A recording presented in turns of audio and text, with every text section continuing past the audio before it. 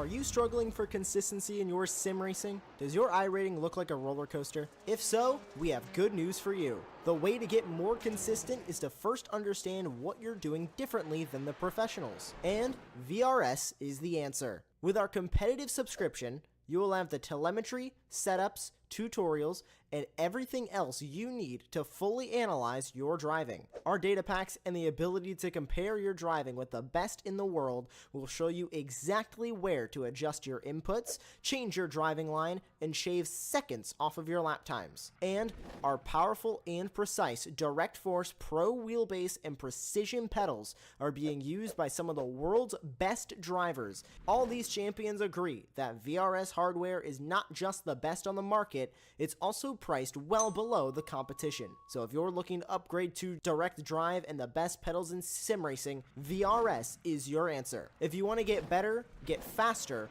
and make it happen sooner rather than later, you owe it to yourself to find out why so many people are switching to VRS. You'll be so glad that you did. Visit www.virtualracingschool.com and learn why the best use VRS.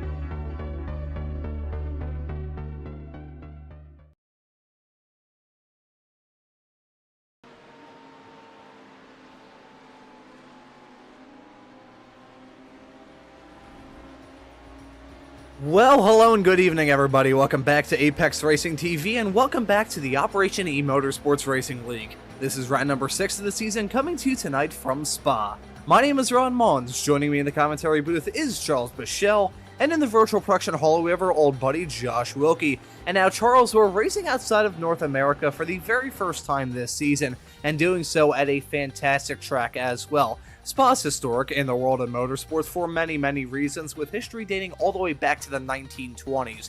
So now I want to ask you real quick, before we head into the first qualifying session, what are your thoughts heading into tonight's race? Yeah, it's we did a different broadcast here on Sunday, using this very same track. Obviously, a new scan of Spa, some updates to some of the corners. Some updates to some track limits, a little more gravel in some runoff areas, but it looks like everybody really has taken to it and liked the changes. So looking forward to having a good race tonight. Obviously, Spa, as you said, iconic, 100 years of GT racing here, where they did their first 24-hour race in 1924. So, it's fitting that this is the only North American track we are going to, I'm sorry. Yeah, quite all right, Charles. It's just an absolutely wonderful facility. And I gotta say, the people at iRacing have done a wonderful job recapturing the magic of this racetrack. The old scan was done all the way back in 2010, so this new revamped version of Spa looks absolutely gorgeous, and the service hasn't been around for too long, but I have seen some races and have driven in some races around here myself, and it is an absolutely fantastic view around this wonderful circuit, which is always a blast to drive around as well. We've had a fantastic season of races thus far, so far with 5 on the board. Lots of different winners, lots of different storylines that we will be touching on throughout the entirety of this broadcast. But after tonight, we're only going to have 2 more races left to go. Going to have a 1-week break. Not going to be here on October the 8th, taking a break for this year's running of the Motul Petit Le Mans, but after that going to be running at Sonoma and Sebring to bring this season to a close after races at Daytona, Road America, Canadian Tire Motorsports Park, Watkins Glen, Road Atlanta, and Spa here tonight for the 6th race of this season. kicking off the month of October here on Apex Racing TV in fantastic fashion. And you know, while we're still in this qualifying session with only 2 minutes on the board of this 20-minute long session waiting for these drivers to get their first times on the board, I think it's about high time that we talk about the people that have organized this season and these fantastic races that we have had the privilege to be a part of the broadcast for here on Apex Racing TV so far this season. That being Operation Motorsports, which is a veteran-led and operated 501c3 nonprofit foundation based in Raleigh, North Carolina and Bryan, Ontario, Canada, serving American and Canadian service members and veterans. Operation Motorsports is based on 3 core values: team, identity, and purpose, and supports the recovery of medically retiring or retired service members affected by military service through motorsports opportunities. Operation Motorsports' motto is one at a time, so if you ever see hashtag one at a time, now you know the meaning behind that wonderful hashtag, supporting a wonderful cause, supporting veterans. Veteran recovery opportunities, utilizing motorsports opportunities,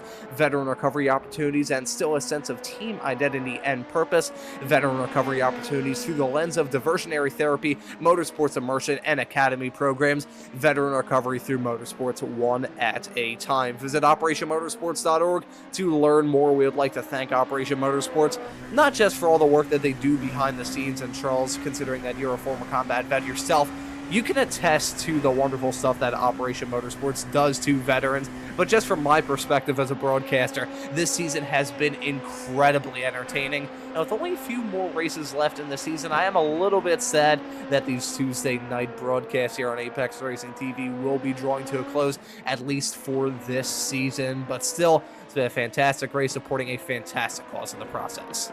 Yeah, absolutely. It's a great organization. I've not just I've really enjoyed doing the broadcast this year, or this season, I should say. I've enjoyed racing with these guys in past seasons. Just fantastic work. And obviously we've got the. I'm sure we'll get somebody in here to talk about it before the season's over. The Giving Tuesday auction that'll be coming up. That's going to have some great items to bid on. To help raise a little money for these guys. So hopefully we'll talk about that before the season's over with. As we're watching the first lap times come in for the Pro LMP2 class, Skylar Vickroy with a 204.69. We see Tyler Gilmet in the beneficiary class with 205.7. So pretty tight groupings there already, and I think we get a couple more laps in before this is done, and I think those groups will be even tighter. As I said earlier, we did a single make race here, the Radical America Series, on Sunday at this very track, and was pretty shocked. I thought the field would kind of spread out a bit, but it really became a draft race. So might see something very similar here with the LMP2s. Here at this track, as long as these guys keep it pointed in the right direction, we may end up having a pretty good race out of the LMP2 class tonight.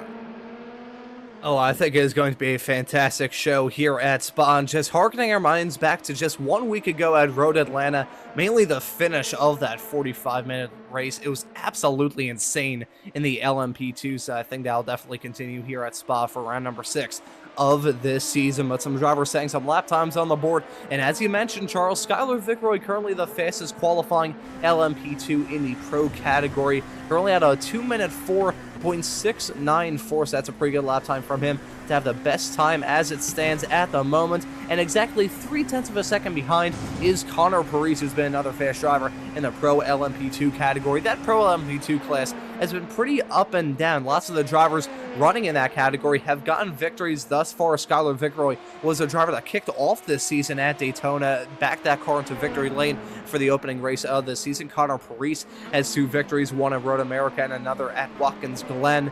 Meanwhile, the driver that's currently qualified in 4th in the Pro LMP2s, that being Hunter Reeve, is currently qualified in 4th. He won at Canadian Tire Motorsports Park earlier on in the season. Gotta say, Wallace slipping his way up into 2nd at this point in time. He has yet to win a race thus far this season. However, he has been pretty fast in that ZFG racing car, and I gotta say we saw a little bit of a dark horse contender in the form of Matthew Smotherman 1 week ago at Road Atlanta take the victory in the Pro LMP2 class. I don't believe he is joining us this evening. There's going to be 7 LMP2s that we have between both the Pro LMP2 class and the Pro Beneficiary LMP2 category. Gregory Meismer currently on the provisional pole in Pro Ben LMP2, and he's off the back of some pretty fantastic results with 3 victories on the board right off the back of it. Yeah, he's done a great job. Greg has had those victories, but as you said, there's been a lot of parity amongst these. There's been a lot of different guys with some fast race cars during the course of the season, and we've had lots of different drivers catch some wins. And so it's just anybody's game tonight. It just feels like that this is going to be one of those that we're going to be racing to try to work some strategy for the end of the race to make that last lap pass, and then see if we can hold off the rest of the pack at the end. Yeah, I think the strategy is definitely going to play a big role in this race. Of course, the slipstream going to play a huge role as well, but the strategy content around a track like this is it's a pretty big factor when it comes to these races, and we've seen that get put on full display throughout the entirety of this season, going all the way back to Daytona to kick this season off, all the way through to Road America, Canadian Tire, Watkins Glen, and Road Atlanta. We've seen a whole lot of races be decided through strategy, and with the field this close, I think that's probably going to be cranked up to 11 tonight. Yeah, we talked with Greg Meismer, as you said, after a couple of races, and he was talking about fuel saving. So I think we might see a little bit of that as well. Guys that are just content to run in the middle of the pack and just take the draft and just kind of hang in there and do a little bit of lift and coast throughout the course of the race to see if they can maximize their fuel to make that really quick pit stop at the end. And then I think there'll be some guys that might try the undercut. So we might see one of those as well. Maybe somebody have a small mistake and decide, I think I'm going to go in and get that changed and kind of reset myself, get some fuel on board, kind of reset the balance of the car, and then give myself some clean air so I can make some hot laps. So it wouldn't surprise me we see a couple guys try that strategy as well.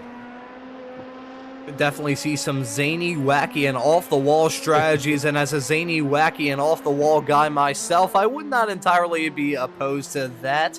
Not a whole lot of time left in this section of the qualifying session. Haven't really told these folks who may be tuning into the series for the first time about the qualifying format that we have. It's a toy mid-long session, open qualifying, so all these race cars are on track at the same time and have to deal with each other as they set their qualifying times. However, this session is split in half, so with the 10-minute clock going off right about now, that's the end of the LMP2 section of this qualifying session. The GT3 is going to hit the racetrack in just a couple of moments' time. Looking pretty good for Skylar Vickroyd to take the pole in the Pro LMP2 class.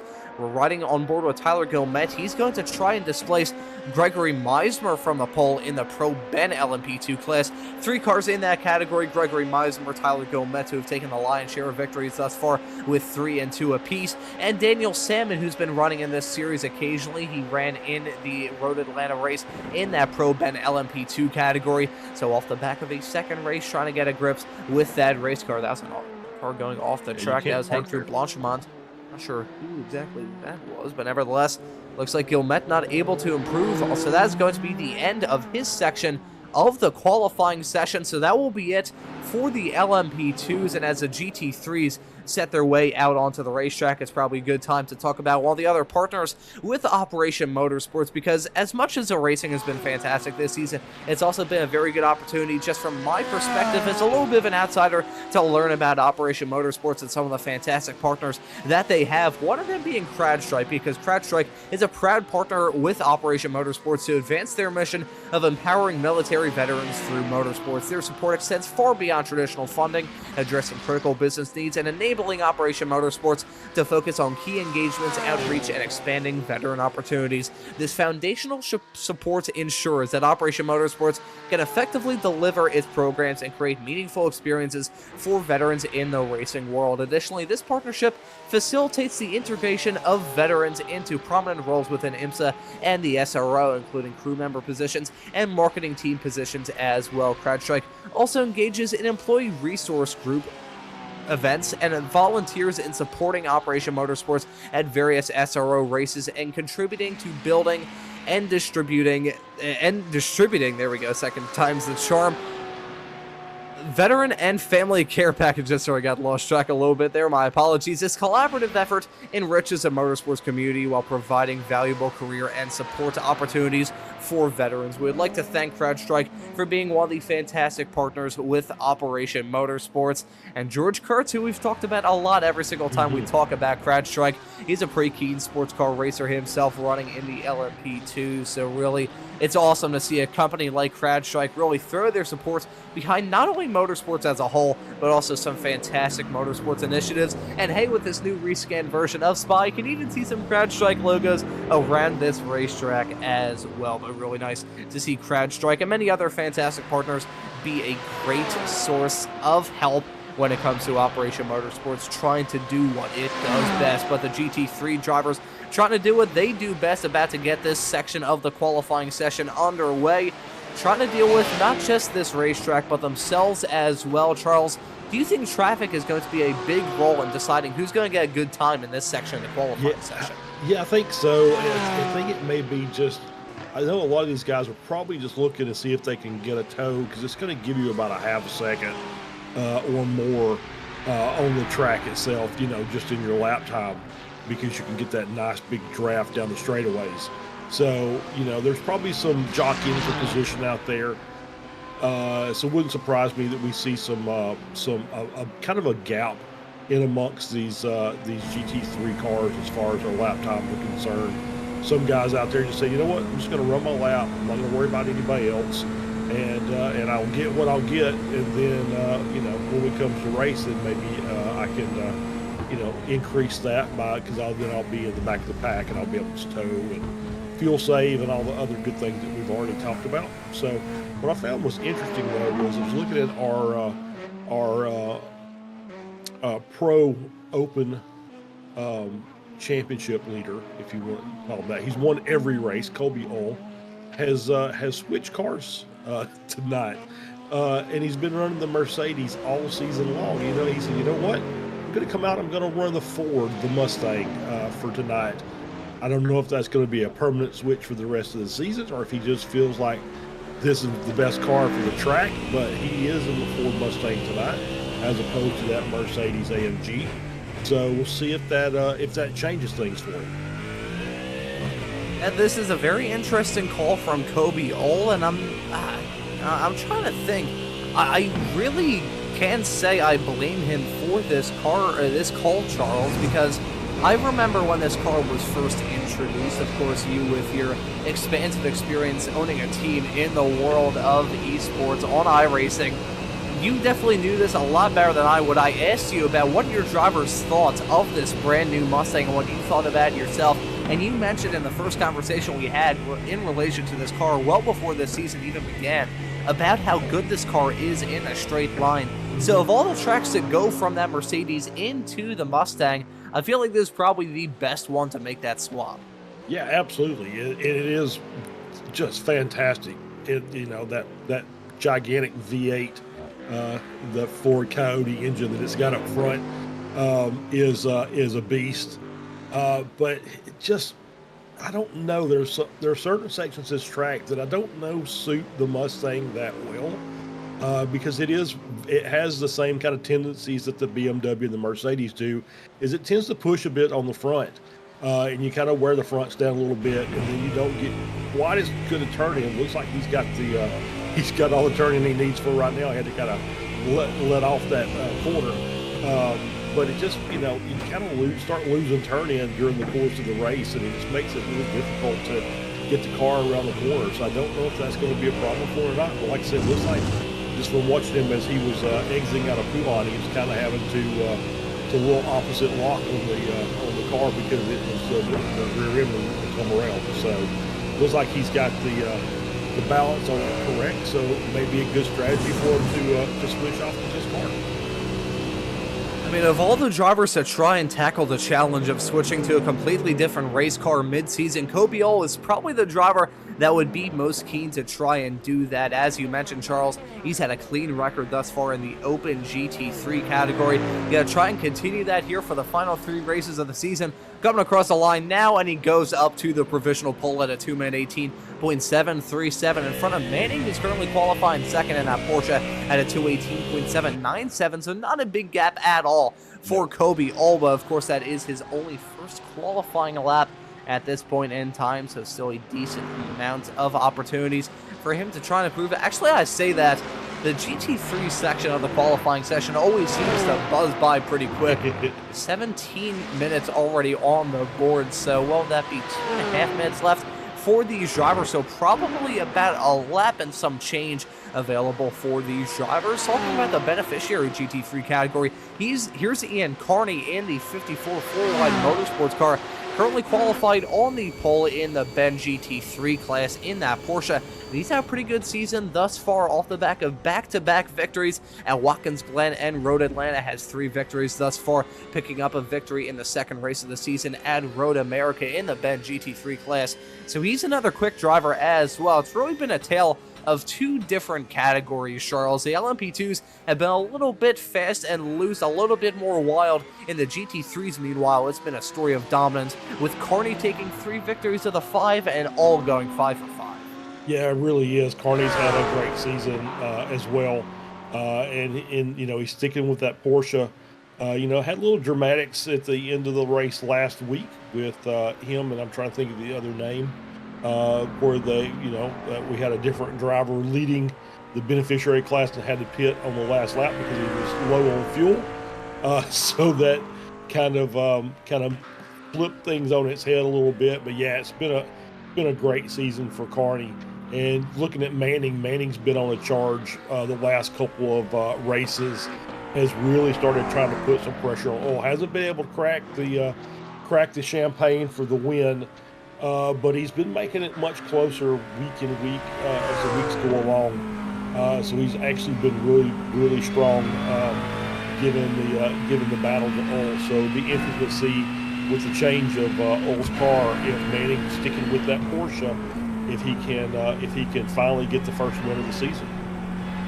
And wrapping the bow around the storyline that you just mentioned, Charles, involving the drama towards the end of the 5th race of the championship at Road Atlanta, it was actually Tanner Masters in the Mustang that was leading in the Ben GT3 category. That things went awry. I believe it ended up being a penalty for him, and that relegated him well down the running order and gave the victory when everything was said and done to Ian Carney. So we'll see if Masters may try and stake his claim on another victory this season, one earlier on at CTMP. So we'll see if he can try and grab his second win of this championship.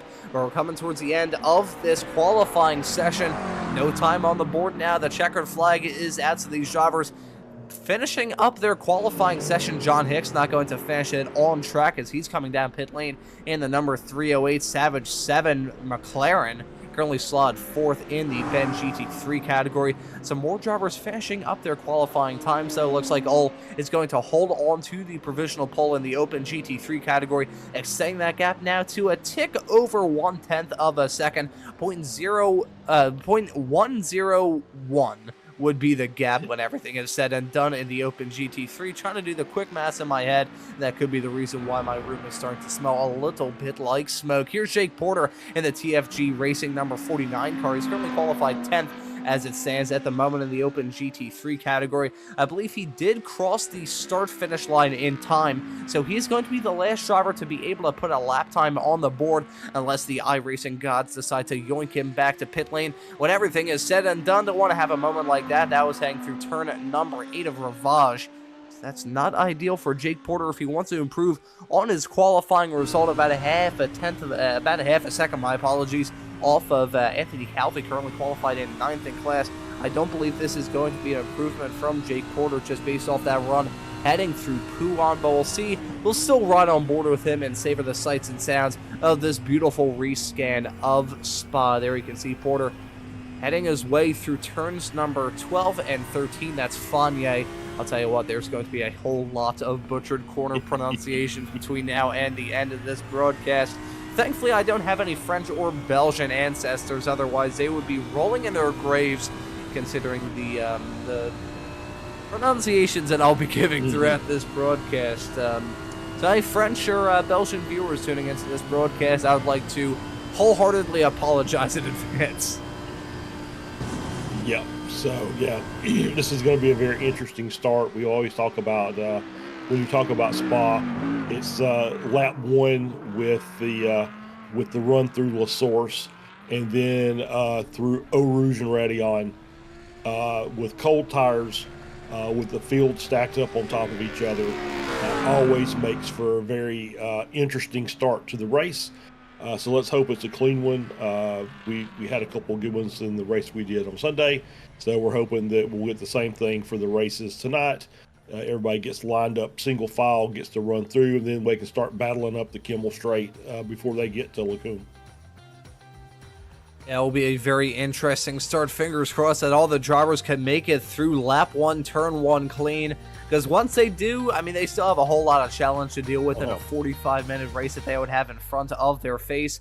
It's still going to be a good one here at Spa tonight. Going to have, hopefully, I guess it would be 25 cars taking to the start of this race. Only 22 set a qualifying time. Tyler Reed, John Hicks, and Tanner Masters being at the tail end of the starting grid. Speaking of, I believe we'll be able to get the starting grid up on screen in just a couple of moments' time and get things ready to rock and roll from the 6th race of this championship. And it's going to be Skylar Vickroy, the driver that kicked this season off in convincing fashion at Daytona. He's going to be leading the field to green in that number 28 ZFG racing car. Joining him on the front row is going to be the 666, his teammate of Martin Wallace, starting in 2nd. Connor Parise going to be starting this race in 3rd. Hunter Reeve going to be starting this race in P4. That's Gregory Meismer, the top starting pro beneficiary LMP2 driver, going to be starting this race P5 overall. Tyler Gilmet, another pro ben LMP2 driver, the only other pro ben LMP2 driver to score a victory thus far this season. He's going to be starting this race in 6th. Daniel Salmon going to be starting this race in 7th, rounding out your LMP2s. And that's going to be Kobe, the driver who's been oh so dominant thus far this season. Going to be starting this race in P8, the top starting of the GT3 competitors. Tyler Manning going to be starting this race in 9th, my apologies. Gene Kelly, meanwhile, going to be starting this race in 10th, rounding out your top 10. There we go. Starting in 11th, we've got Ty Schuring. Ian Carney is the top of the beneficiary class in the GT3s. Will start 12th. Jacob Little in 13th. Matt Ayo in 14th. Brandon Mateo 2nd in the Ben class in 15th. Tyler Beeman in 16th. Rui Pereira in 17th. Luis Rios in 18th. Anthony Calvi in 19th. Jake Porter rounds out the top 20. And then finishing up with Elliott Whitfield in 21st. Cameron Aubrignon in 22nd. Tanner Masters in 23rd. Kyle Reed 24th. And John Hicks rounds out your 25-car grid. And that timed out beautifully, Charles, as the field is now getting this pace lap set to go. One more lap around Spa, then we're going to have a 45-minute long blast from here all the way until the checkered flag for the 6th race of this season. Has been fantastically entertaining thus far here on Apex Racing TV. And if you don't want to miss out on any of the action, that gives you more of a reason to subscribe and hit that notification bell so you can catch not just the last 2 races of this season, but all of the action that we have here on Apex Racing TV. Because believe me when I say that the action is basically daily here. So you got a whole lot of stuff to look forward to from iRacing. Also some Assetto Corsa competency of the action here on Apex, as well as our camera gets mowed down by these drivers in the GT3 category. You have to send out a lot of bills when this broadcast is said and done. I think we should talk about one more fantastic partner that Operation Motorsports has, and it goes back to the point that you mentioned earlier, Charles, mentioning the Giving Tuesdays auction, because this partner is going to be involved in that in a way. I'll talk about that in just a couple of moments' time, because on top of the valued support from CrowdStrike, Advanced Sim Racing is committed to supporting Operation Motorsports through generous contributions to their fundraising efforts and programs. In 2023, ASR donated a high-quality sim rig to Operation Motorsports Giving Tuesdays online auction, helping to raise funds for their impactful initiatives. Building on this commitment, ASR is pleased to contribute 2 additional sim rigs for the upcoming 2024 Giving Tuesday auction, further supporting Operation Motorsports' mission to provide veterans with exciting opportunities in the world of motorsports. Furthermore, Advanced Sim Racing has donated gift cards as prizes for the eMotorsports League, enhancing the competitive experience and rewarding the participants who just so happen to do incredibly well throughout this season. Contributions which reflect ASR's dedication to fostering engagement and growth within the eMotorsports community while supporting the valuable work of Operation Motorsports. We would like to thank Advanced Sim Racing, CrowdStrike, and Operation Motorsports for all the fine work that they do behind the scenes, because really without them, these broadcasts and this fantastic racing action would simply not be possible. And I'll tell you what, full transparency, folks, I've been suffering from a cold for a couple of days, so whenever I mute my microphone, very high likelihood I'm either taking a sip of water or blowing my nose. So maybe if my sickness develops a little bit, we may possibly auction off my seat in the commentary booth on these upcoming Giving Tuesdays auction. That would be a very high offer. That would be a very interesting commodity to offer on those auctions. But nevertheless, I think we'll move on from that and talk about the race that we have in store, Charles. Spa, it's a classic with a whole lot of classic challenge. Got those gravel traps as well, looking to catch these drivers off if they go off a little bit askew around this challenging, long and troubling race course. We've got strategy to worry about. The drivers have each other to worry about, and we also have the traffic to deal with as well. Heading into this 45-minute race, what do you think is a main thing that is going to catch some of these drivers out?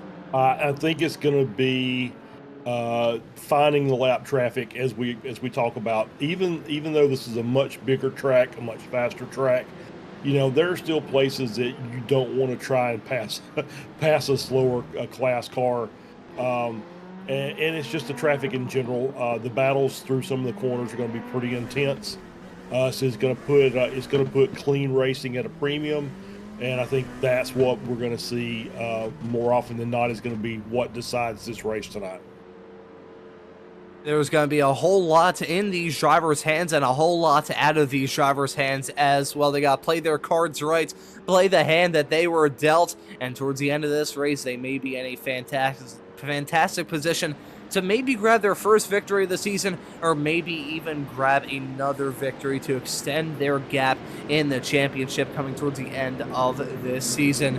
The field coming into the final chicane for the final time under slow conditions. Then we're going to get things ready to rock and roll from the 6th race of this season. Waiting for the green flag to come out for the LMP2 drivers. The green flag's down. The drivers are on their way. And as much as they're focusing on each other, they have to focus on their run through turn number 1. Don't want to end up in that gravel trap. Don't want to end up running into your competitors. But they make it through clean. That's a pretty good start from our front row sitters. Meanwhile, in the GT3 field, the green flag's down. The drivers are on their way. That's a much more disorganized start in the GT3s, with some drivers getting caught napping, and that's a dive heading off into turn number 1. Thankfully, it doesn't end in a glorified round of bowling. Heading off into La Source at the very beginning of this race. Looked like Corby had an absolutely fantastic start in the GT3s. Meanwhile, looking a little bit farther up the road in all of the classes, whole lot to look forward to from not just this opening lap, but all of the racing action that we have for you tonight. Skylar Vickroy still leading. I gotta say, Hunter Reeves has had a fantastic start, as it's been a pretty bad start for Martin Wallace, as he's now dropped down to 7th in the LMP3s. A disastrous start for him in the LMP2s, my apologies. Side by side in the GT3s, though, heading their way through La Calme, the field making their way through turn number 1 cleanly. However, they got close to a major disaster with that dive from that Mustang heading off into turn number 1. Yeah, absolutely. These guys are going to have to realize they can't be battling through the corners, or else just going to check out. They're already just at the edge of the draft window for the GT3 cars, and now Ole has broken that. So it's about a 1.6 second gap. So they're going to have to do a little work to bring him back. And I do see that looks like Wallace may be a little bit off of the pace. May have an incident in one of the corners. He's about 4.5 seconds back, so we'll see what if we can maybe get Josh to get us a replay. We'll see what happened there.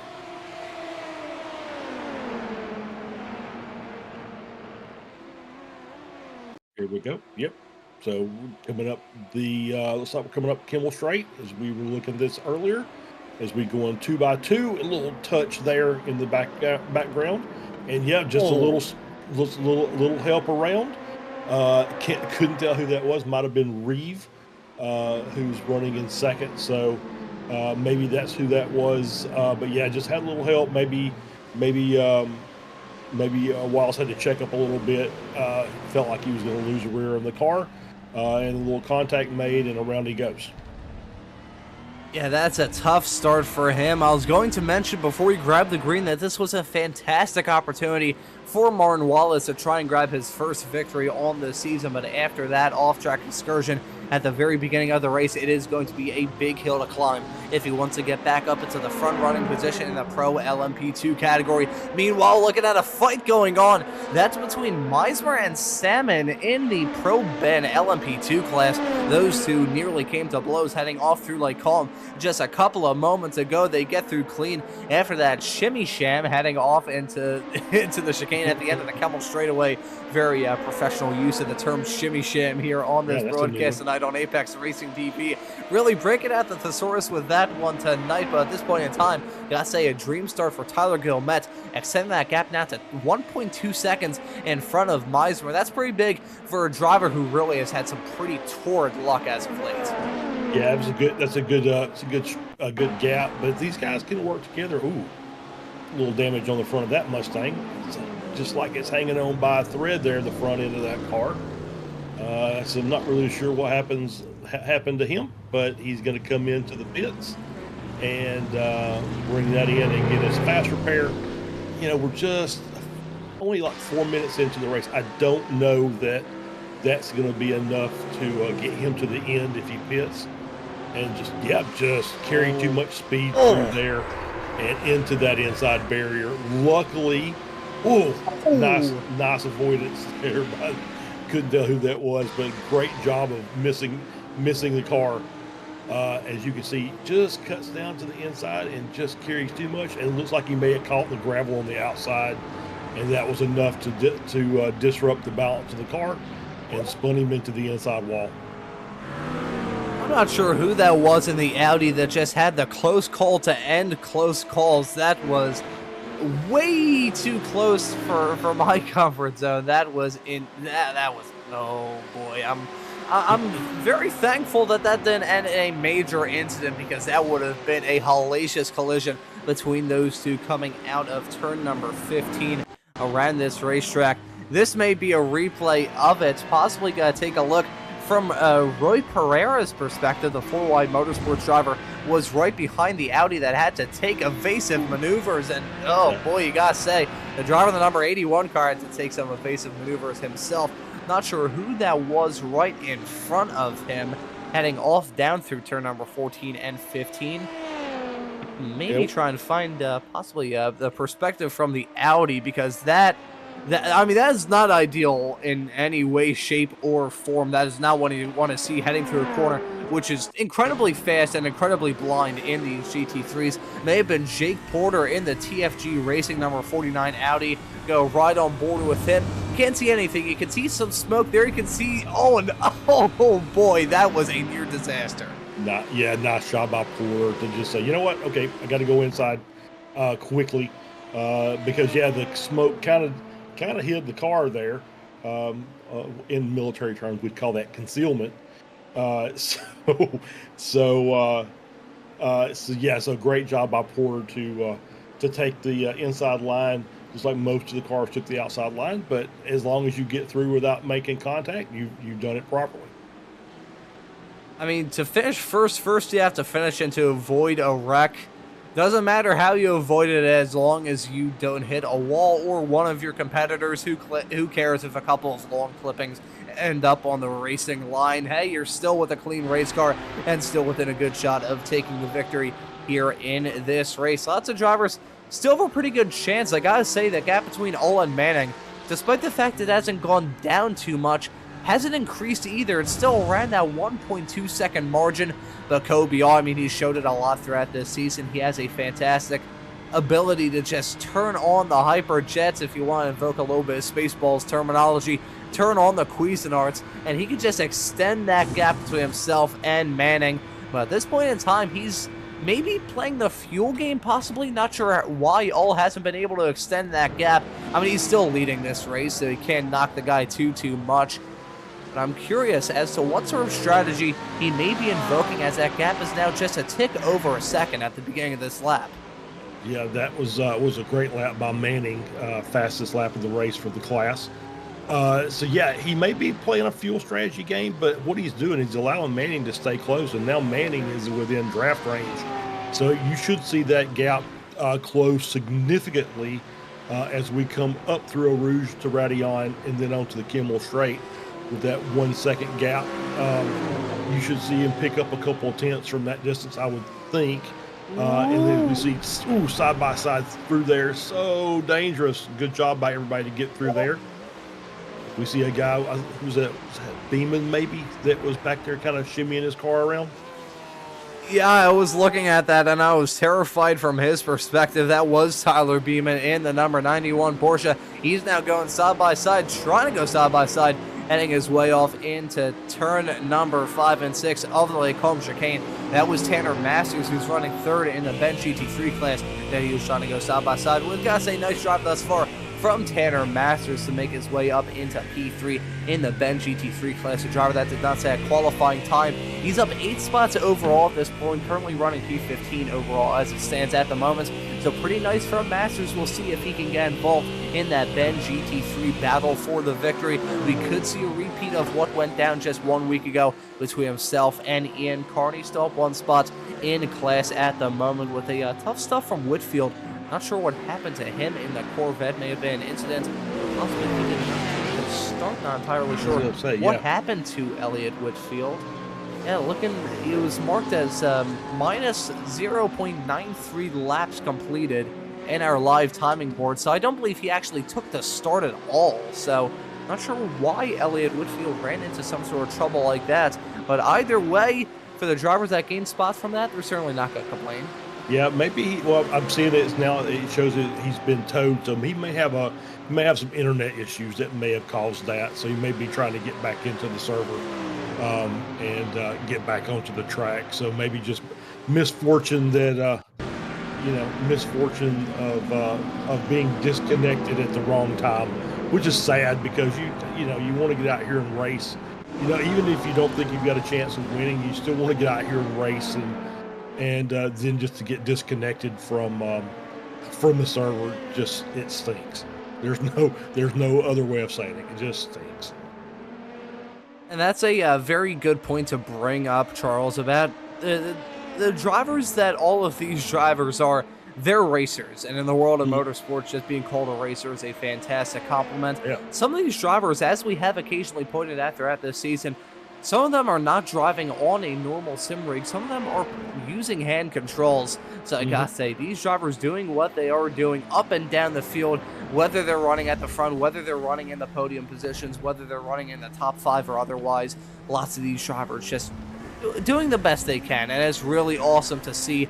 It's been a fantastic opportunity, just from my perspective here in the commentary booth, to see some fantastic men who fought for both the United States and Canada very, very well and very, very honorably. Just be able to do what they love. I mean, racing, that's... we had a very heartwarming moment towards the end of the broadcast 1 week ago at Road Atlanta. I forget what driver it was. It may have been Ian Carney. I apologize if it was someone else whose name may be escaping me at this point in time. But they brought up the fact that a lot of these drivers use this league and use this series as a fantastic sense to build up a community in a way, and just have a group of people with a combined interest. And I shared my own experience with getting involved in motorsports. My dad turned 67 yesterday, and he was the main reason why I got into racing. Ooh, close call with Skylar Vickery trying to interrupt our heartwarming moment during this broadcast.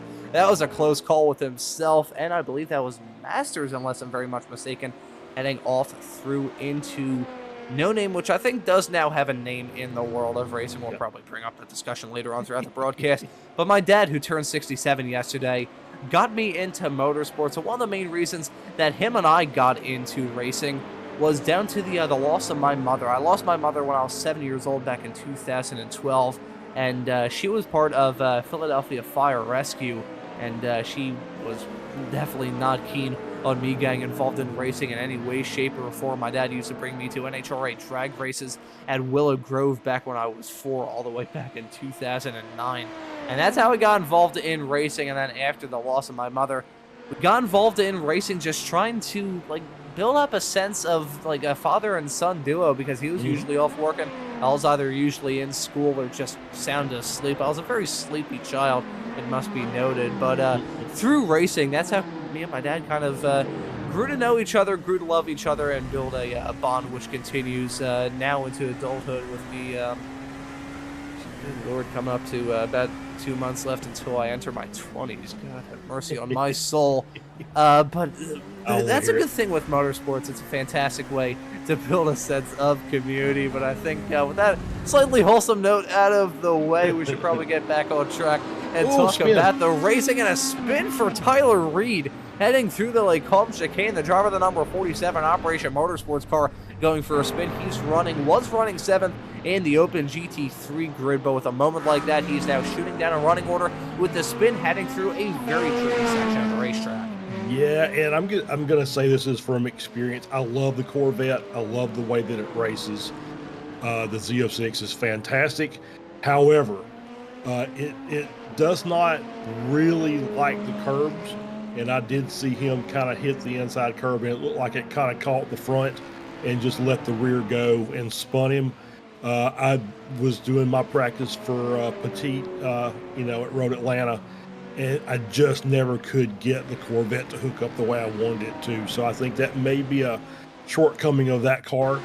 And as we saw there, it just looked like the Corvette just did not want to work with the curbs at all. As we see Rios making that run with that nice draft up the hill. As he worked the way into Lacoon in the Audi.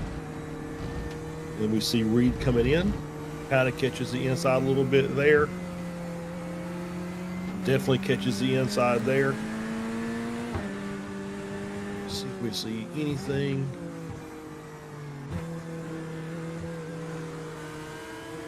Yep, as they're working their way through Bruxelles. And then coming down into Jackie X corner.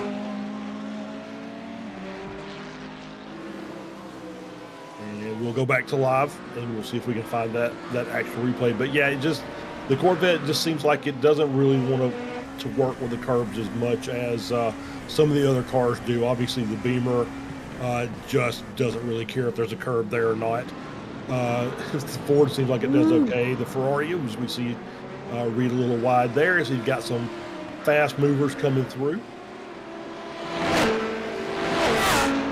See the LMP3s there battling, heading their way all through La Source not terribly long ago. This is a hornet's nest right now. Oh, be careful here on the squeeze. That's Connor Parise trying to thread the needle coming out of Eau Rouge and Radion going onto the Kemmel straightaway. This is a dangerous game, and it's a point that we mention every single week here from the Operation Motorsport series. Rolling with all multi-class sports car racing, you see a game of chicken develop as a spin. That right there was Jake Porter going for a spin right in front of some of the drivers running at the north end of the Pro Ben LMP2 class. That was Tyler Gilmet leading this pack at the moment. You've got Hunter Reeves splitting Gilmet and Meismer running P1 and P2 in the Pro Ben LMP2 class. But that was insane stuff heading through the opening sector of this lap. It's a game of chicken with the prototypes. One driver goes for a bold and audacious move, then another driver goes for a bold and audacious move, and sometimes it may end up in tears. But again, take a look at a replay to see this hecticness and craziness heading down into turn number 1. That was Guillemette trying to get that move done on Hunter Reeve down the inside, heading into La Source. Wasn't able to get that move done yet. However, he tucks into the draft and going down the hill, careening their way into a Rouge at the bottom of the hill, and then Radion at the top. There you can see Reeve getting checked up by the 2 GT3s right in front of him, and then Guillemette just had the run of a lifetime with a hole being punched in the air by both the LMP2 in front of him and the 2 GT3s. Guillemette was able to draw alongside going down the Camel straightaway. Battle last late breakers heading off until the Combe chicane, and he was able to get the move done when everything is said and done. Inconvenient timing though. Guillemette, a matter of inches from getting caught up in that Jake Porter spin. That was a heart in the mouth moment if you're the leader in the Pro Ben LMP2 class. That was close. That was very, very close. And yeah, that's when I mentioned the multi-class traffic at the beginning of this, that was what I had in mind. That is the worst possible place to come up behind a GT3 car. They are at, almost maximum pace, and that is the touchiest section of the track for them. It's so easy to get that line wrong with the GT3 car and just lose it.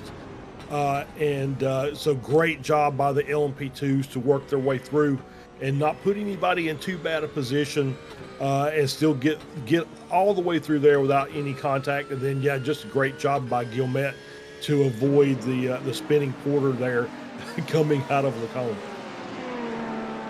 Yeah, that was oh so close for him, and not a moment he looks to repeat between now and the end of this race. It's been so hectic thus far, we haven't noted the time. We have 18 minutes on the clock so far in this 45-man race, but believe me, the racing action still continues. This is Gregory Meismer riding on board with the number 75 ZFG Racing LMP2 car, running second in the Pro Ben class. He wants to get past Hunter Reeve running second in the Pro LMP2 category, because that would be the chance that he needs to try and make a run at Guillemette. Guillemette and Meismer have been trading blows in that class, and they've been trading victories as well.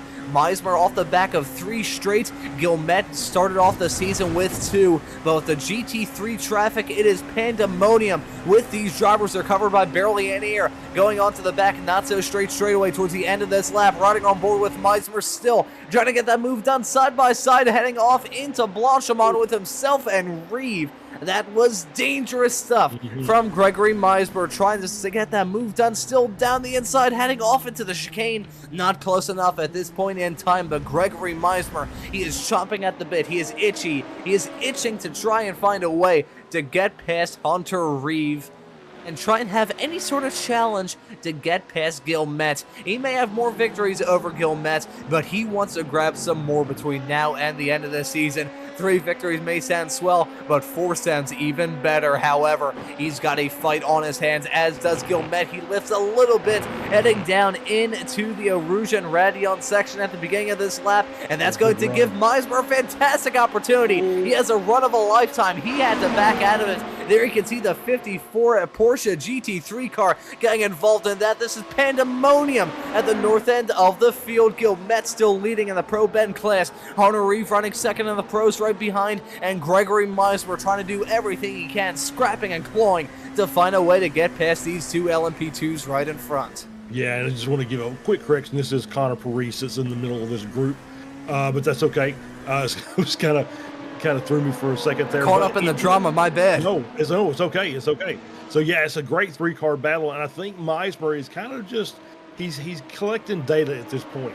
So the last time coming down the back stretch through Blanchimont, he kind of had a really good run early and kind of tried to force the issue before the kink, and then had to back out of it. So maybe this time he kind of just lifts a little bit and resets his car, gets through the kink, and then gets that good draft down the rest of the backstretch before we get to bus stop, and he can make his move there. So let's see if he's picked this up and if he makes a little adjustment to his driving. Connor Parise, who I've just been calling Hunter Reeve for the past 5 minutes, he's still running strong. They're running 3rd in the Pro LMP2 class, trying to get a move done on another LMP2 side by side, heading off into the final chicane at the end of this lap. Guillemette so going to hold off the challenge for now from Parise, but this fight is oh so close between all of these drivers, and you still got GT3 traffic nearly 3 wide. They are threading the needle. They are trying to find any sort of way to get past. Look at Paris heading off down into turn number 1, trying to get that move done. He was oh so squirrely in the braking zone, heading off into La Source, not able to get that move done yet. Tyler Manning in the number 13 Porsche GT3 car running second in the open class at the moment, having to deal with the drivers in the LMP2s. That was a dangerous call between himself and Meismer running second in Pro Ben. In all of this drama with lap traffic, the gap between Ull and Manning has actually increased a lot, as that's a fight between Schuring and Manning for P2 in the open GT3 category. Side by side, hang their way off into Lake Holm. Looks like Schuring's going to get that move done to slip his way up into P2 as Ull begins to pull away. Yeah, Ull's going to pull away. We'll see if where those LMP3s or LMP2s catch him, and see if that maybe checks him up just a little bit. If they decide they're going to come around, if you see the lights flashing saying, "Here I come, get ready for it." So makes the run down to the inside. Paris follows through there, gets, as you see, Ull having to go wide and having to check the car up. Oh, Meismer just sneaking his way through. So that might have cost Ull a second or so. So we'll see if that allows Schuring and Manning to make up some ground on Ull. Had to do something for sure. But of course, they had their own traffic to deal with. That looked like Wallace making his way through as well. So that might have been negated because of the other LMP2 that was coming through the field. But luckily, it means that all the LMP2s, I think with the exception of Salmon, have made it through the GT3 class. So that should mean that the GT3s can race amongst themselves a bit, and the LMP2s can race amongst themselves a bit. So that'll make things a lot more interesting and some straight-on fights. And I'm curious if that is going to be the only time that the LMP2 drivers have to deal with the GT3 traffic. We've got some LMP2s coming down pit lane. That's Martin Wallace in the ZFG 666 car. So he's going to be coming into the pits from P4 in the Pro LMP2 category. Started this race on the front row, got involved in an incident heading through Lake Holm at the very beginning. So he's going to try one of that wacky off-the-wall strategy, but he's going to overshoot his pit stall a little bit.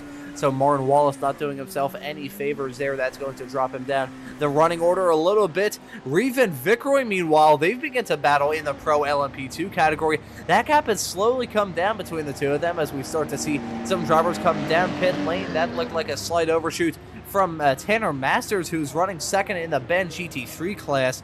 So that's not going to help out his chances in trying to battle with Ian Carney and have a repeat of what happened 1 week ago at Road Atlanta. But that Reeve and Vickroy fight, I'm curious who could possibly switch to that, Josh, as these GT3 drivers come down pit lane for their one and only stop in this 45-minute long race.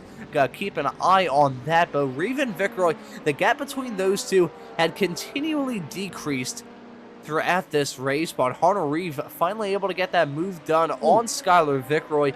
Reeve was a driver who won earlier on this season, was not in attendance for the last race of the championship at Road Atlanta, so not sure why he wasn't able to attend there, but Hunter Reeve able to get the move done to take the lead of the race, and oh, it was a close call. That may have actually been contact between Skylar Vickroy and the number 93 Corvette heading off into the Lake Holm chicane. We're going to follow Skylar Vickroy in the number 28 ZFG racing car heading his way through the chicane. And there you can see that slow car. That was Cameron Obernon, who I believe is a newcomer to this series. Very slow on the racing line and catching out Skylar Vickroy. That's going to hurt Vickroy quite a lot, as the gap to himself and Hunter Reeve has ballooned to 1.5 seconds with 25.5 minutes on the board. Skylar Vickroy going to hope to pull off a miracle through the pit cycle to be able to retake the lead of this race, on track to what he hopes will be a second victory on this season. Yeah, it's a tough situation, and it just looked like the Corvette just had to check up a little bit mid-chicane, tap of the brakes. Obviously, you know, the LMP2 behind had to react and was able to successfully miss the car, but unfortunately got offline. It was allowed Vickroy to, allowed Reeve to make his way around, as you see right there. Yeah, just stopped the momentum, and so he'll have a little bit of work to do. Vicroy that is, to make up that time. And yeah, maybe a short fuel strategy to try and make that time up during the pit stop. Ooh, and it must be noted, as I cough right before we go back on the microphone, my apologies for that, folks, Hunter Reeve is slowly pulling that gap between himself and Skylar Vicroy. It's now going over 2 seconds, so I think Vicroy, as much as he was holding on to the lead, maybe relying off of that track position advantage over Reeve to try and hold on to the lead. So interesting stuff that we're seeing right now. Meanwhile, moving back over to the GT3s, Ian Carney in that 4-wide motorsports car coming into the pits, and I gotta say, 23.6 seconds stopped in the box. So even though Masters had that slight overshoot, that's going to create a tantalizing fight in the Ben GT3 category. That will be a big thing to keep your eyes on between now and the end of this race, with those two cars probably covered by barely any air as a result of all that. Seeing Anthony Calvi in the 4-wide motorsports number 20 exit the pits a little bit farther back of Luis Rios, who we're seeing come out of the pits right now in the number 10 car, running third at the moment. My apologies, would be running fifth if he was classed as a Pro LMP2 driver. He's running in the Ben GT3s, however. I mean, it would be very nice to see Audi make a top-running prototype car. I mean, with this new life being breathed into GTPs, of course, we don't have that in this series. Would be really cool to see Audi make a return to prototype racing, because when I first got into sports car racing as a whole, Audi were leaving, and it was really Porsche that took over the reins as the creme de la creme in LMP1 at that point in time. So it would be very nice to see Audi return to top-class prototype racing. Seeing some drivers still come down pit lane. Ty Schuring with an off-track moment as Corby comes into the pits from the lead in the Open GT3 category. So Corby coming down pit lane as Schuring has had to tow. Maybe a technical issue for Schuring. That's a disaster for him. I think he was going to be out of fuel. I think he needed to come into the pits and just did not get in there. And so I think he decided it's better off to just tow from there as opposed to running out of fuel somewhere else on the backside of the track and then having to tow in. So I don't know if he crossed the start finish. I'm not sure if it's going to be like a full lap tow or if it's going to be a quick tow. We'll just have to kind of watch the clock and find out. But yeah, I think that he definitely think that he just missed the pit entry, or just didn't realize he needed to come in until it was too late. That is going to be a heartbreaker for him. He was on track for a very good result. However, with that small low mistake, it ends in absolute tears for him. We'll see where he may be able to rejoin when everything is said and done. But either way, Ty Schuring with a big and costly mistake behind the wheel, that number 46 BMW. Gonna follow him off. There you can see oh boy. So yeah, he just missed it coming down pit lane. There you can see he stopped on the start-finish line, was able to tick over 4 laps. I believe that gave him possibly a bonus point for leading a lap if those are handed out in this series. I'm not sure if there are bonus points given for drivers leading a lap in this series, but nevertheless, that's going to be a game changer for him. Meanwhile, Hunter Reeve coming into the pits from the lead overall. That now gives it back to Skylar Vicroy. So a split strategy call from the front two in Pro LMP2. And as Reeve now exits out, we'll see how things shake out compared to the other drivers to come down pit lane. A little bit longer spent down pit lane than Martin Wallace. So I'm curious how that is going to shake out for Hunter Reeve in the 44 car. Yeah, we'll have to wait and see. It's, we can't really tell until some of the other leaders come into the pit. So, obviously coming in by yourself, you don't have the benefit of the tow from the other cars in your class, and that was a pretty epic battle they were having in the first half of the race. To just follow up on Schuring, so the good news is it did not cost him a full tow lap. The bad news is it did cost him an additional 40 seconds or so. So he's well down the order now. So the tow from there was much quicker than it would have been had it was a full tow lap, which would have been somewhere in the neighborhood of about 4 minutes. So obviously hurts his chances of getting a podium result but still in the race. Ooh, as we see him just getting a little squeeze there, fighting over that corner between Gilmet and the 46 car of Oh, who was that going Ty off? Shearing. That was Ty Shearing, and that's the Corvette of I'm not sure. Maybe Aubrignon again? Yeah. So that's an off track yet again for the driver, the number 93 Corvette, making his series debut around this racetrack is definitely a big challenge for an open GT3 driver. Skylar Vickroy now coming down pit lane. So this is the driver who's just recently inherited the lead in the Pro LMP2 category, led for a decent chunk of the opening stage, lost it to Hunter Reeve, but now Skylar Vickroy coming into the pits. He hits his marks beautifully at the front of pit lane. Let's see how he exits out in reference to Reeve. Reeve spent 15.5 seconds stopped in his pit stall. How is it for Vickroy? Is it shorter? Is it quicker? It's shorter. 6/10 shorter to be a bit more precise. Reeve going to briefly take the lead, however, with that shortcut coming out of the pits and more than 1 second spent less down pit lane. It's going to be close between these two. Vickroy's going to be slow, and Hunter Reeve has the advantage of some hot tires on that LMP2 race car. Vickroy's going to be oh so careful dealing with that traffic of Calvi and dealing with the challenges of the Atlat. They're going to be so close to making contact.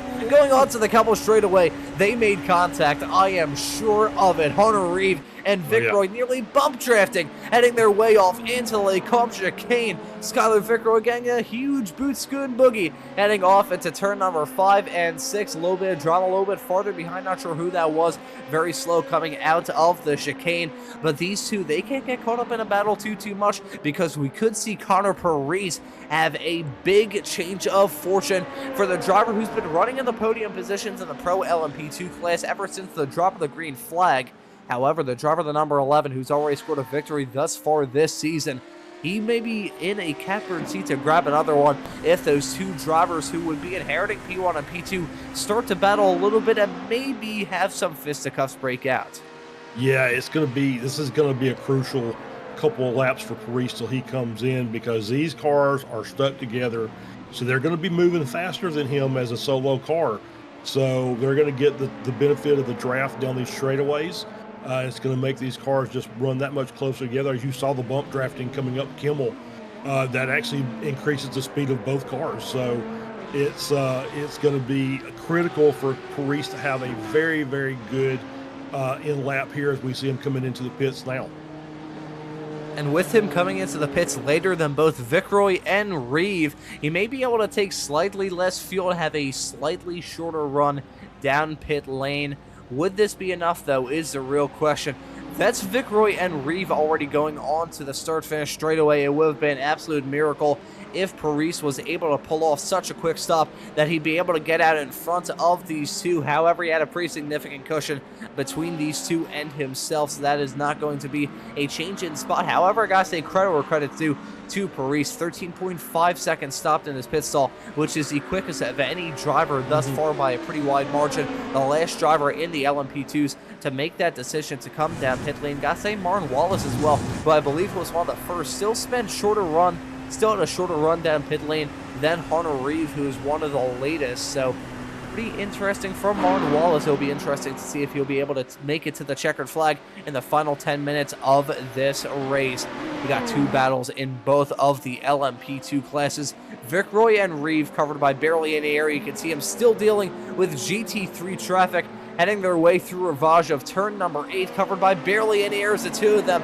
They may start to bump drift again and make it a bump. Heading down into turn number 9, that was Reeve trying to get a move done on that Corvette GT3 car that he had to deal with all through turn 9. That nearly ended in tears, though. It was a matter of inches separating those two cars. It's also a matter of tenths separating those two drivers. It's a matter of inches separating these two. Gilmet had a big sideways snap coming out of turn number 9, and this is the opportunity that Gregory Meismer wants. Gilmet, he started this season off with 2 victories, but ever since then, it's been a goose egg for him in the wins column. So Gilmet looking to turn this season around in the final 3. Meanwhile, speaking of the number 3, that's how many victories Meismer has had thus far this season. Not just this season as a whole, but they've been back to back to back. So Meismer, as much as he likes having 3 victories and having 1 more victory over Guillemette, as much as 3 victories is nice, he would quite like a 4th in that wins column. So Gregory Meismer definitely going to be pushing that number 75 ZFG racing car to hell and back towards the end of this race to try and find any sort of way to get past Guillemette. Meanwhile, moving on to the GT3 class, it's a pretty standard affair in open with All and Manning covered by 10.9 seconds. However, shave 10 seconds off that gap and you have the gap in the Ben GT3 class with Carney and Masters separated by actually less than 9/10 of a second. It is 7/10, 6/10, coming up to 5/10 between those two at the front of Ben GT3. Ian Carney in that full-wide motorsports Porsche in front of the Mustang of Masters. Both of these drivers have scored victories thus far this season. They were in contention 1 week ago. A little bit of deja vu here at Spa tonight, Charles. Yeah, a little bit. It looks like we've seen this script before. And so now we'll just figure out if everybody's got enough fuel in the car before this race is over with a little less than 8 minutes left. Yeah, these battles up in LMP2 as well as this one are going to be really intense. You know, when you're talking about a half second or closer, these cars, and you can't fault, as we saw earlier, you can't fault Reed for wanting to stay on the back of Vicroy, because once the GT3 gets between those two cars, you're going to get about a half to a full second of cushion, just because you just got to wait for that car to get through the corner. So it can't really fault Reed for just forcing the issue on a couple of these corners. Just make sure he stays behind Vicroy. There's not a whole lot of time left. There's not a whole lot of chances left for these drivers either, and it seems like there's not a whole lot of internet connection left for Hunter Reeve either. Having some blinking moments, that is not going to help out Hunter Reeve at all. That's certainly going to help out Skylar Vicroy, who's now in the lead of the Pro LMP2 category as a result of that battling that we saw once those two made their decision to come down pit lane. But Skylar Vicroy at this point in time trying to grab another victory on this season. Will he be able to get it done, though, is the real question. Gotta take a look at a replay of some drama involving Gregory Meismer and Guillemette. This happened just a few moments ago in the Ben GT3 category. That may have been an off-track excursion for Meismer. Yes, it was an off-track excursion for Meismer coming out of turn number 9, which I believe Charles has said is Jackie Ick's corner now. Yeah, I think it's Jackie Ick's corner now. I think so. Yeah, so I think it's got about 12 names, but yeah, I think, even no-name corner is a name. So, yeah, I think Jackie Ick's is the official title of it now, and obviously, one of the greatest racers in history, as especially in the history of Belgium, with his world championships in both car and motorcycle. So obviously, well deserved to have a corner named after him, especially one that changes configurations based on what vehicles are actually racing on the track. Yeah, it would be very fitting that a corner which can change pretty much regardless of what kind of racing discipline is being run there.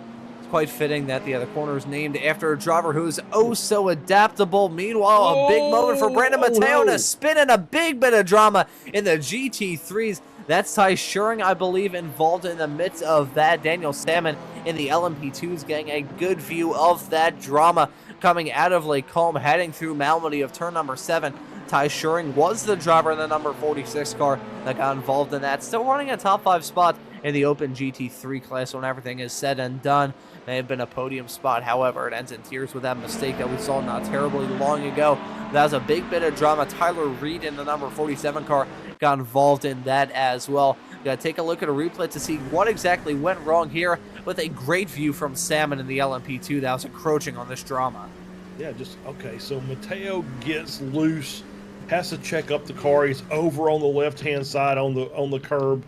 Reed looks to the inside, I think maybe takes some curb on the inside as well, and Schuring just kind of barrels his way through. I mean, he's trying to keep racing, and it just seemed like everybody, was trying to find alternate lines that just didn't quite work out. We'll get another view of it here from above as we see Mateo on the left-hand side, just loses the rear there. You can see him catch the car Reed to the inside, into the gravel, does the same thing.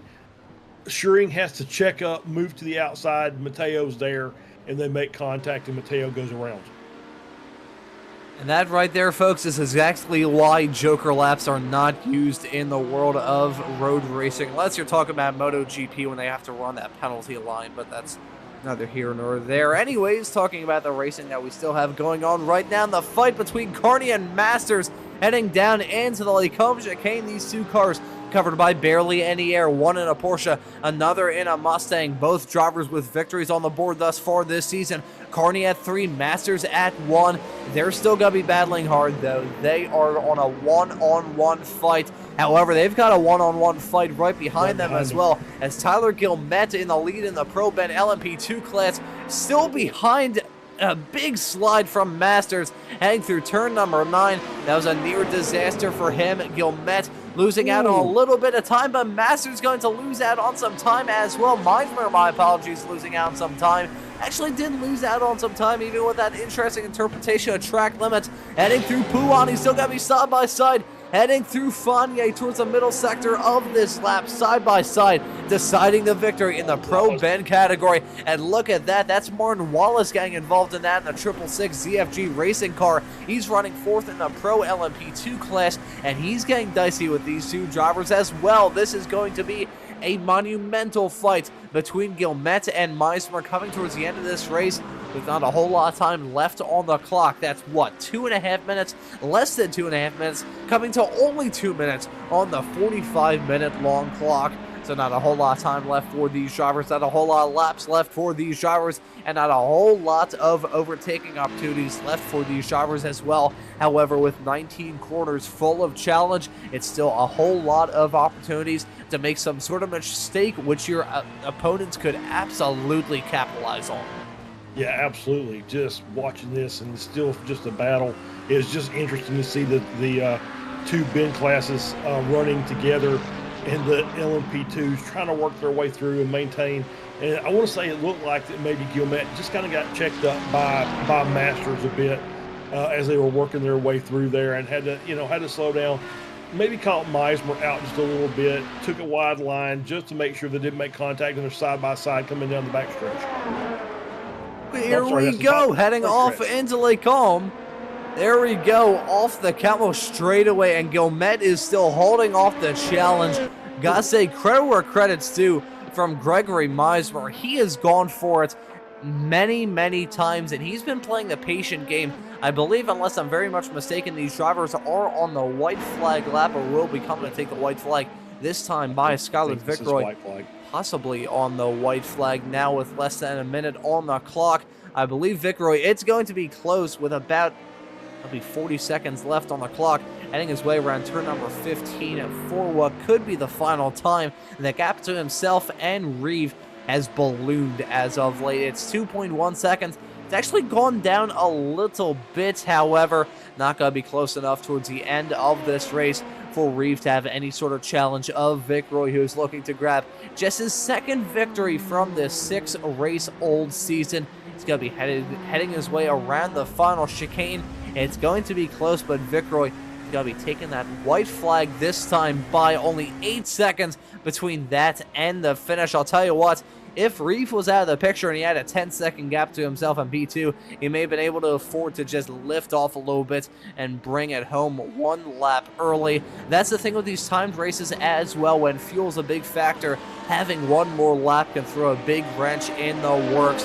However, Gregory Meismer is very happy the fact we have one more lap of racing action here at Spa Francorchamps, because it gives him more time to try and get a move done on Gilmet. This is a fight between these two. It's going to be nothing between the two of them by the time they go into Lacombe chicane for the final time. Still dealing with some GT3 traffic. Meismer having to go for a bold move, heading off until Rouge. It's going to end in tears with a big moment and a big bit of wall contact for Gregory Meismer. That is going to take him out of contention for the victory, and that may also be a tow for him as well. That was a pretty significant whack against the concrete barriers coming around there. If we didn't have this rescan, that would have been an aircraft accident for Gregory Meismer. That would have been a sickening collision with the tire barriers, which in the world of iRacing are pretty much made out of the matter of white dwarf stars rather than actual used tires. At this point in time, that Pro Ben LMP2 battle, that's fizzled off a little bit. I think our attention is probably going to be on the other side of the GT3 class. Corby all on track for 6th victory of the season and possibly locking up the championship. But in the Ben GT3 category, Masters, Carney side by side, heading into revanche for the final time. Masters and Carney, they're battling towards the end of Road Atlanta, and they're battling again here at Spa, side by side, heading off through Jackie Ixa of 9. These drivers adapting to an interesting line, and Carney able to withstand the challenge from Masters.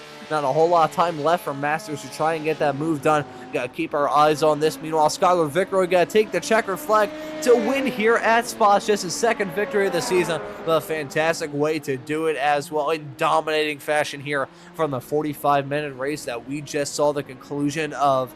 Hunter Reeve going to finish in P2. Looks like it's going to be Connor Parise rounding out your podium in 3rd. And meanwhile, going back to the GT3s, Corby all taking his 6th victory on this season. Even though he's not running in that venerable Mercedes, switching over to that Mustang, he's still as dominant as ever. A 16-second gap between himself and this man, Tyler Manning, when everything is said and done. I don't believe we'll be able to confirm it on this broadcast, but that is pretty much going to be game, set, match in the Open GT3 Championship for Corby All. He has been the clean sweeper thus far, and continuing that with only 2 more races left to go. Ian Carney, meanwhile, he had to withstand a whole big challenge from Masters, but this is going to be his 4th victory of the season. He had to defeat Masters to be the master in Ben GT3 yet again this season. Ian Carney wins it over Tanner Masters, who gave it the old college try when everything was said and done. But still, credit where credit's due to all of the drivers up and down the field for giving us a huge run. I gotta say, Daniel Salmon inherited P2 in the Pro Ben LMP2 class as a result of that tow from Gregory Meismer. So I'm sure he's going to be very happy about that result when everything is said and done.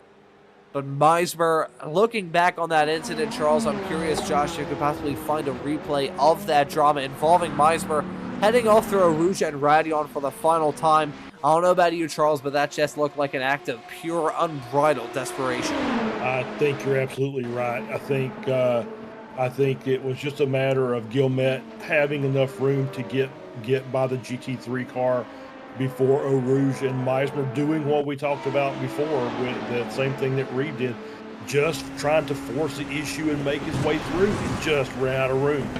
And you're right, yeah, that would have been in that compression zone.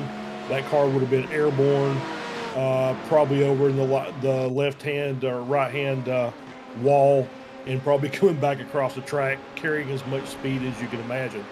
But yeah, just, he had to try and make that move to try and, because otherwise he was going to lose the tow to the car in front. He might have got passed as well by Wallace.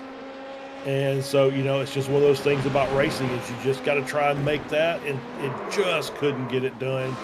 Too much compression on the car, couldn't hold on to it and put it in the wall. And that's racing sometimes, unfortunately. And, tough luck, because it was a great battle for, 44 minutes up until that point.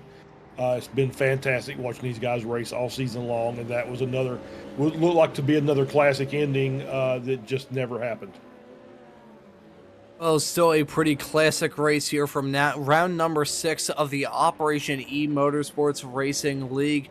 This man, Skylar Vickroy, takes a victory when everything is said and done. Gonna have a chat with a few drivers before we wrap things up here tonight on Apex Racing TV. But I think the first matter of business is taking a look at the results when everything is said and done, with a nice smoke show from some of the drivers. There's Tyler Manning in the number 13 car, treating us to some nice donuts on that start-finish line. And some nice donuts. There's Corby also treating us to some good donuts on that start-finish straightaway.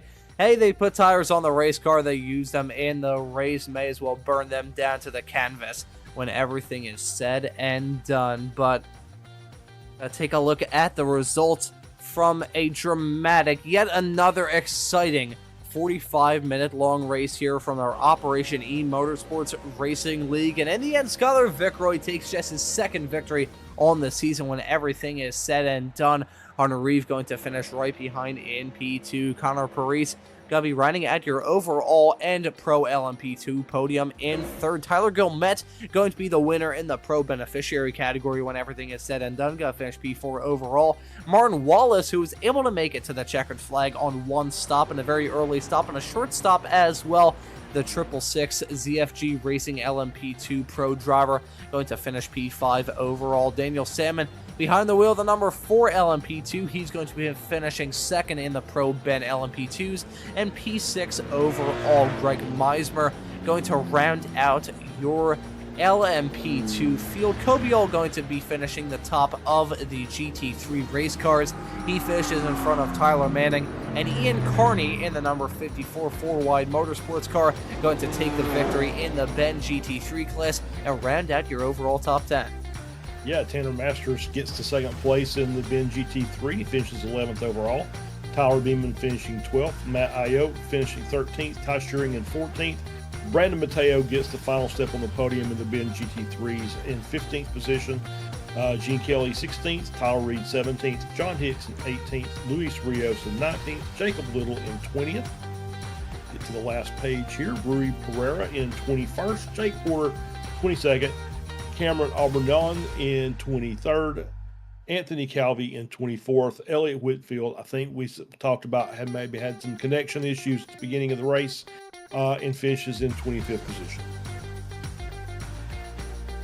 And so that is going to round out your results from the 6th race of the championship.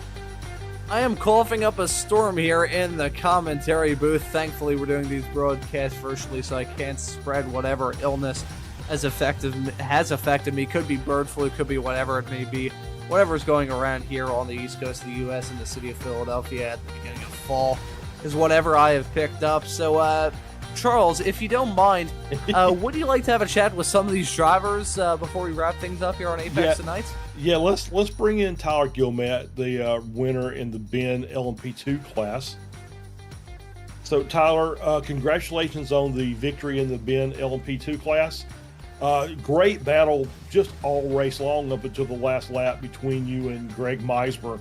And then traffic rears its ugly head. So talk about it from your perspective.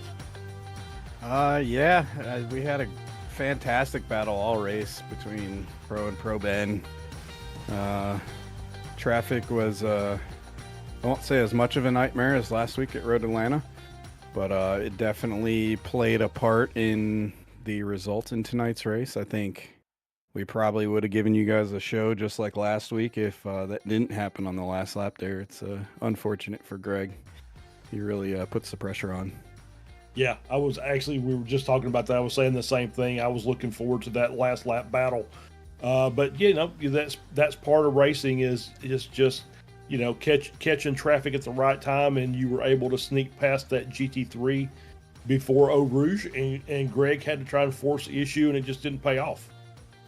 Yeah, and we had a little drivers meeting after last week with the LMP2 drivers just to try and calm things down with our overtakes, and I think it worked for the most part tonight. And I think going forward in the rest of the season, we should have some great racing with minimal casualties. Yeah, absolutely. And so week off next week to prepare for Petit Le Mans, and then we'll be back here in 2 weeks at Sonoma. So what are your thoughts about Sonoma in the LMP2 car? I don't have any yet. I don't think I've actually run this car there. It seems like it might be kind of a mix of Spa and Road Atlanta with the elevation changes and the bumpy track, and it's really narrow. So I think it's going to be exciting for sure. Yeah, absolutely. So congratulations again. Let's give you a chance to say your thanks to the people out there. Yeah, thank you to Operation Motorsport, and thanks to Apex Sim Racing for sponsoring this season, as well as Tooth. Without that and the support of all of our supporters, we wouldn't be able to do these things. So thank you. All right. Congratulations, Tyler. Thanks. We'll see you in 2 weeks. Thank you guys. See you then. All right. Bye-bye. And that right there was Tyler Gilmet, who ends up winning in the Pro Ben LMP2 category. And Charles, who would you like to have a chat with next? Well, let's get the other side of that. So let's get the LMP2s out of the way, and let's talk with Greg Meismer. And we'll let him come in here. And Greg, we were just talking with Tyler. That was about 44 great minutes of racing between you and him. And then the last lap showed up. And GT3s just kind of do what GT3s do, and they just seem to get in the way of the LMP2s. No. That was 100% my fault. I shot for that gap going up on Rouge and just, or I guess Radeon, if you want to be technical about it. But yeah, I'm disappointed in myself for sure. That was stacking up to be a good finish. Yeah, no, and I wasn't laying blame on the GT3s. It's just the location of where he was as you guys were on the last lap, and it just obviously, completely, a mistake, but almost a necessary one because of what you were trying to do, and it was just we saw a few instances of that with other cars, just having to force the issue a bit. Just to try and keep that gap, because once you lose the gap, that it's just very tough to recover the time if you have to lay back behind a GT car. Yeah, I was desperately just trying to keep the draft after the pit stop. When I came into the pits, I had my tires were showing they were already in the 70s, all four. Right, I had no tires by the end of the race, so I was just praying for traffic. It was the only thing that was going to close the gap between me and Tyler at that point. And we didn't talk about that, but I had heard from some guys on my team that the new scan of Spa was a little more tire heavy as far as the usage in the prototype cars. So it's abrasive, for sure. Yeah. All right, Greg. Well, congratulations. So Sonoma in 2 weeks. What are your initial thoughts about that? I'm okay at Sonoma. We don't have a great history, me and that track, but I'm okay there. I do have to go to Road Atlanta between now and then, so yeah, I'm kind of focused on that at the moment. Yeah, understood. All right, Greg, congratulations. Let's give you a chance to give your thanks and shouts out. Just thanks again to you guys in Operation Motorsport, and thank you to Tyler Manning for not just blowing up on the chat when I hit him going up into the turn. Yeah, maintaining some radio discipline. That's always a good thing, right? Yep. All right, thanks, Greg. We'll see you in a couple of weeks. Thanks. And that right there was Greg Meismer, the other side of that fantastic fight in Pro Ben LMP2. Kind of feel bad for you, Charles, with the one-sidedness of the interviews after these after the fantastic race that we had, but my vocal cords are hanging on virtually by the skin of their teeth. So we're gonna bring in one more driver to have a chat. That being the winner in the Ben GT3 category, that being Ian Carney. All right, yeah, Ian. So congratulations, a great battle between you and Tanner for basically the entire race. And so let's talk about your race from your perspective. Yeah, I pulled out with the front pack there, all Colby and his friends, and I think another guy named Tyler at first. And I just love racing with Tanner. He's so fun to race with because he's clean and whatnot. So I ended up meeting up with him later after I jacked up my pit stop. I ran too long on the pit stop. I had to back up, and my auto fuel was all messed up. The nerves, they're still getting to me. And so we fought side by side through a few turns. I'm sure you guys were watching that. That was so much fun. I ended up coming around him on like turn 5 or 6 down at the bottom of the hill, and it was so like So much fun. Yeah. I don't even know.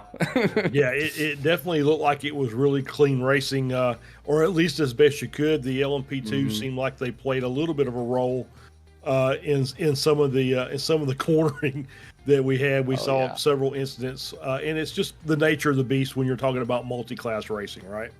No, absolutely. And you know what's crazy is that Mustang has like buku torque, because every time I'd pull up a half a second, 3/4 of a second gap on him up Eau Rouge, he would just power up that hill, catch me by the end. And I'm like, there's nothing I can do, you know, but somehow I kept up. It's a miracle, really. All right. Well, I'll ask you the same last question I asked everybody else. We got Sonoma in 2 weeks. Obviously, Petit Le Mans in the middle of that. So, what are your initial thoughts about Sonoma in your Porsche? I'm not gonna lie, Charles. I don't even own the track right now, so we're gonna have to work on that a little bit. Well, if you I'm going to Florida this weekend, so it's gonna be a problem. Oh yeah, for sure. So I'm just going to tell you, if you like our 3-week stretch of CTMP, Road Atlanta, and Watkins Glen, you'll feel right at home at Sonoma. Oh, I'm looking forward to it. Thanks so much. All right, so it'll give you a chance to give your thanks and shout outs. Yeah, shout out to Opmo, shout out to Apex Racing TV. I've been having so much fun in this. Got my boy Rui, got my boy Anthony, got Richard, all of my team helping, keeping me company during the race. We're having such a good time. I look forward to this every week. Ian, congratulations, and we'll see you in 2 weeks. Thanks. And that right there was Ian Carney, the winner in the Ben GT3 category. He finds himself in a fantastic spot coming into the final 2 races of this season to try and seal the deal in that Ben GT3 championship. And now, Charles, as you mentioned in the interviews with the drivers, going to be taking a 1-week break for the Petit Le Mans. But then after that, we have a final 2-week stretch to bring this season to a close. Going to be running at Sonoma and Sebring. So I'm going to ask you the same question that you asked those drivers. How do you think Sonoma's going to be in 2 weeks' time? Well, Sonoma, we talked about CTMP and Watkins and Road Atlanta being really tight tracks. The passing is going to be at a premium. And as you heard from Ian, he hasn't even bought the track yet. So to add on to all that, Sonoma is really very lightly used. Not a lot of people really run the track. So it's going to be a little bit of a learning experience for most of the drivers out here, which is going to just add to it a little bit. But it is a very, very tight course. It's a fun course to race once you get it, but it's a very, very tight track. So it may be another one of those that we're going to see a lot of pushing and shoving, trying to get through corners. But I think overall, it's going to be a pretty good race because it is a fun track to drive. I gotta see some fisticuffs possibly break out, some great racing as well. And it's gonna be nice to see Sonoma get some use. In my entire time doing sim racing broadcasts, I think I've only done 1 or maybe 2 broadcasts of any sort of races at Sonoma. It's a track that doesn't get a lot of use in the service, but it's still a pretty fun one, both in real life and in the sim as well. And if you want to catch all of the action for the final 2 races of this season, that gives you even more of a reason to subscribe and hit that notification bell here to Apex Racing TV so you never miss a thing. The final 2 races that we have lined up for this season of the Operation eMotorsports iRacing League are going to be fantastically entertaining, and hopefully you can be on board for all of the action. But as for this broadcast tonight at Spa, that will just about do it. So for myself, Ron Mons, Charles Bichelle joining me in the commentary booth, and Josh Wilkie doing a fine job working on the cameras in the virtual production hauler, I say thank you all so very much for watching. Have a great rest of your night, and we hope to see you all wherever it is in the not too distant future.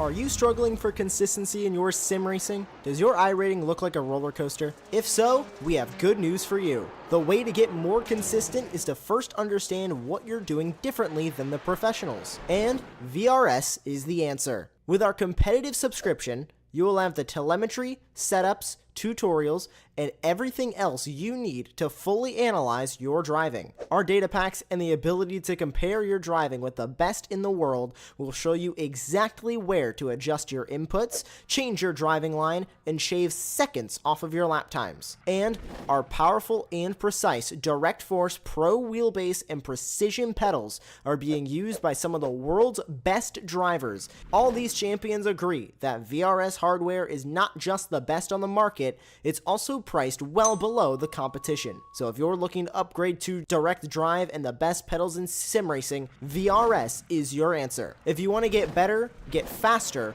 and make it happen sooner rather than later, you owe it to yourself to find out why so many people are switching to VRS. You'll be so glad that you did. Visit www.virtualracingschool.com and learn why the best use VRS.